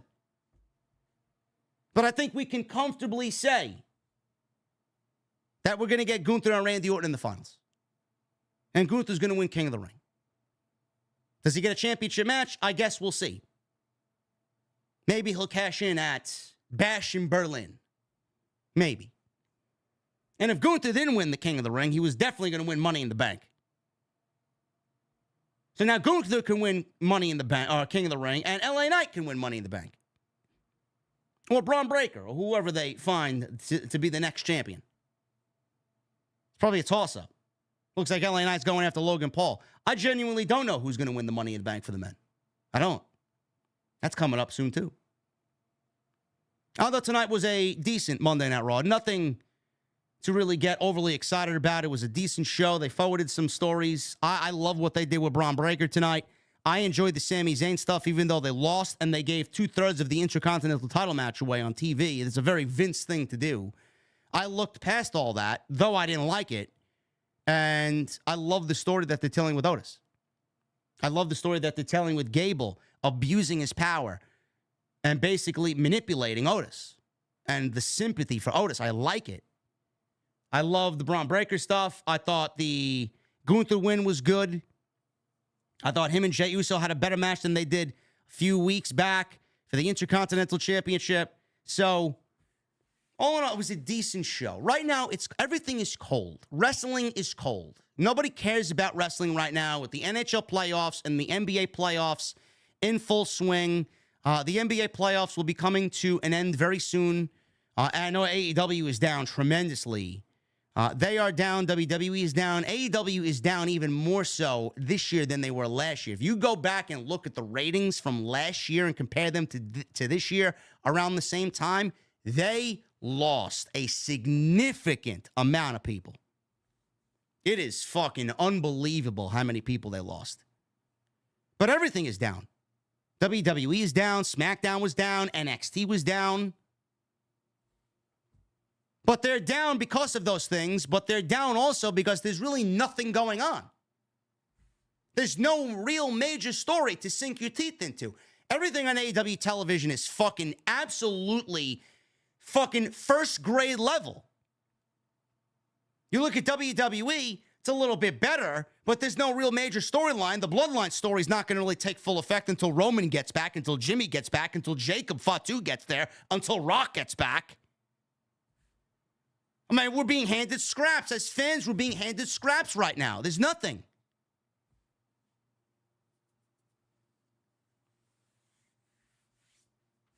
Decent show tonight. Looking forward to the pay-per-view on Saturday.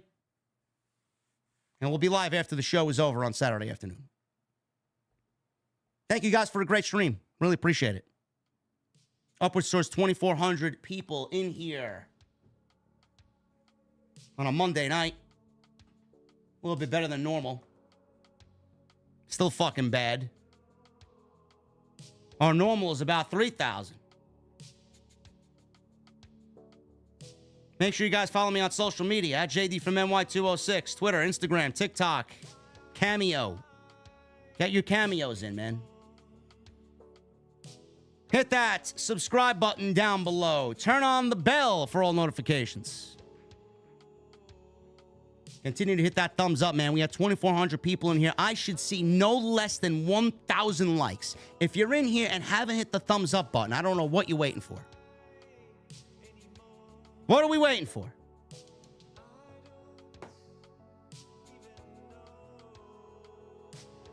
Super chats are open. Get them on in. We'll hang out in just a second. Go check out all the other content on the channel. Plenty of it. I'll be live tomorrow night with the Solid Monster for TNT episode 49. I'm going to get the show ready tonight. It's going to be a great show. We will have Double or Nothing and King and Queen of the Ring predictions. All your weekly news and rumors, whatever there was this week. We'll go over Cody Rhodes in the interview on Busted Open Radio, where he seemingly revealed a lot about WrestleMania season. And Brian Gewirtz, The Rock's personal writer. A delusional mark is Brian Gewirtz. What is not delusional is you guys using Blue Chew. Tonight's sponsor. We talk about Gunther winning King of the Ring. We talk about Gunther meeting Randy Orton in the King of the Ring final, man. You guys can have a final of your own. Become your own personal King of the Ring in the bedroom. Blue Chew is your way to the crown. Tonight's show is sponsored by Blue Chew.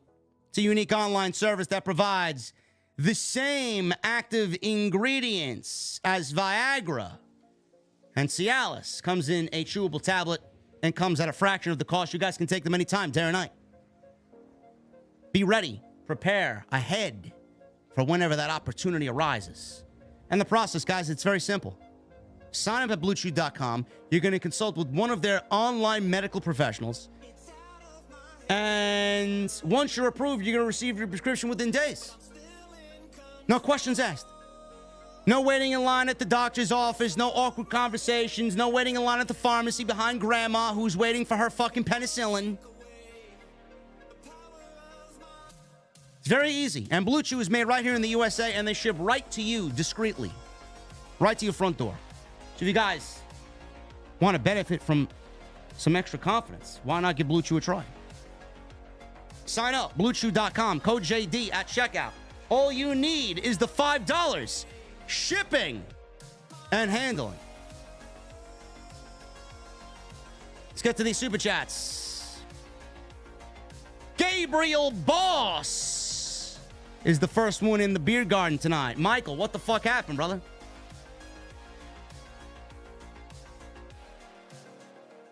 Willow got so over now with Monet and her feud, and you want JD instant gratification and to give her the win and go 2-0 against Monet.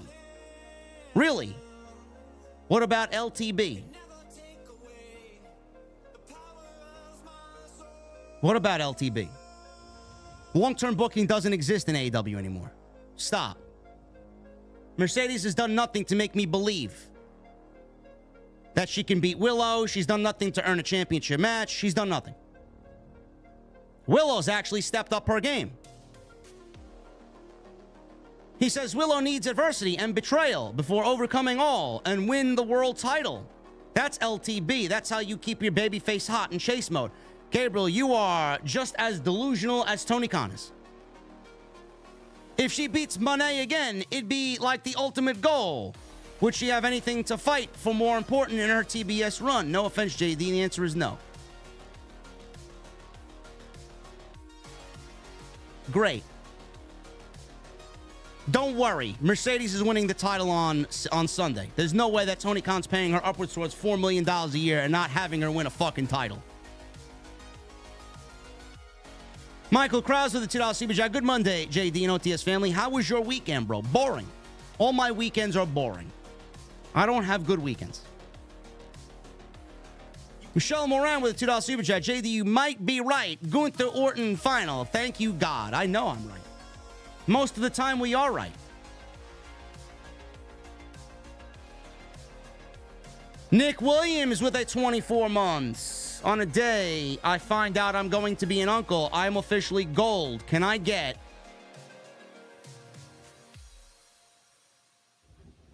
Nick, I will give you a little hobbits. I'm not going to give you the Omas, because I don't want to mention Omas.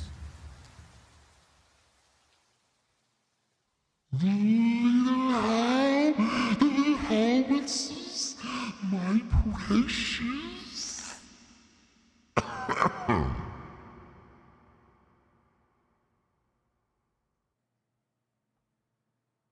Yeet. No yeet. Yeet. No yeet. Jesse, will you put the kids to bed already? My God! Holy shit! This fucking guy's letting the kids run around the venue, man. I don't believe this fucking guy, man. I got an image to uphold over here, you fucking clown. I don't even know why I come. I don't know why you're even here either, motherfucker. Holy shit. Jesus Christ. There's a place for that. Go to fucking McDonald's in the playground, not here. Fucking geek.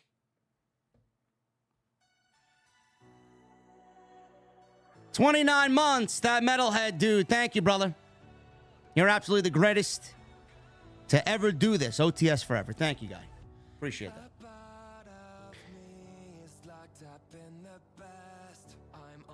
Patrick Watkins with a new membership. Patrick, welcome to the Beer Garden, the official opening night this season of the OTS Beer Garden.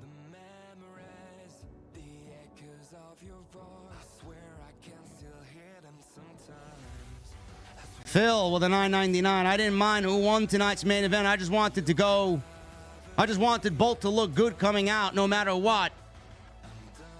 Of who WWE was going to put over regardless. I'm happy Gunther won. I'm excited to see Gunther versus Orton.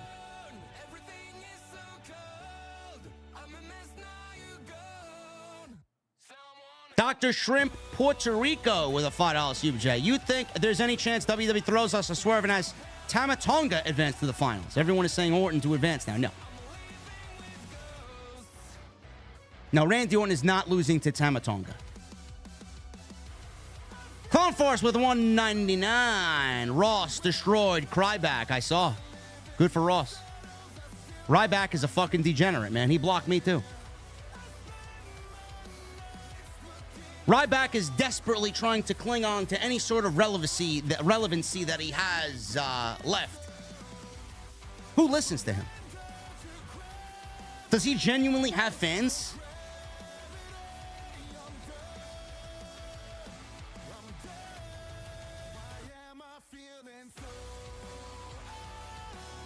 Seanster213 with a $2 Super Jack. Can I get your grandma's meatball recipe? No. Now that's in the vault. Nobody's getting my grandma's meatball recipe, okay? You know who has a good meatball recipe? This guy right here.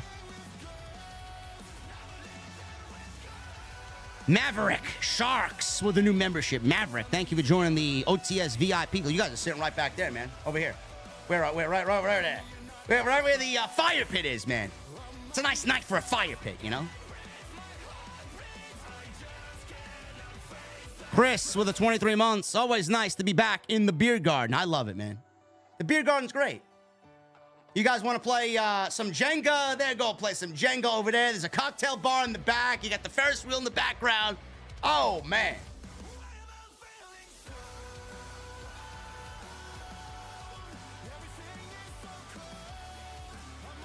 Toast with a $1.99. Uncle Howdy still in that. What are we talking about? Who gives a shit about Uncle Howdy right now?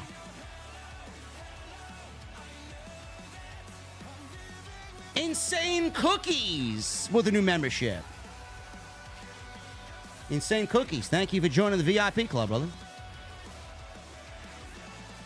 Little Willie with a $9.99. The segments with Braun Breaker were amazing tonight. Where they go from here with Braun will be interesting, but I hope this means we get Wolf Dogs back together again. I think that's where we go, honestly. I think that's where we're going.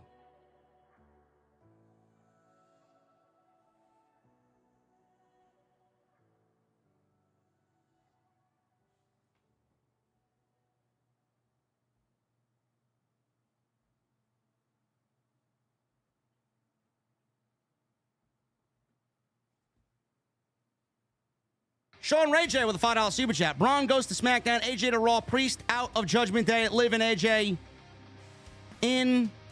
And we get the Wolf Dogs back. Hiru with a $5 Super Chat. I'm sorry, but I can't take Liv Morgan seriously when she speaks. She sounds like a bratty child. Her delivery is so forced, it's unnatural. Yes, I agree.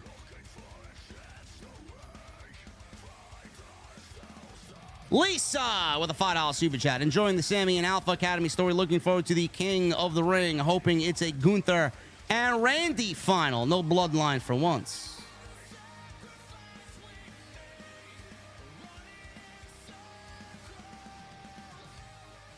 And we got a $4.99 from Sky Blue Balls. JD, I'm on my 8th beer and desperately need to piss. Too bad there's a huge line for the bathroom thanks to Jesse's Tacos.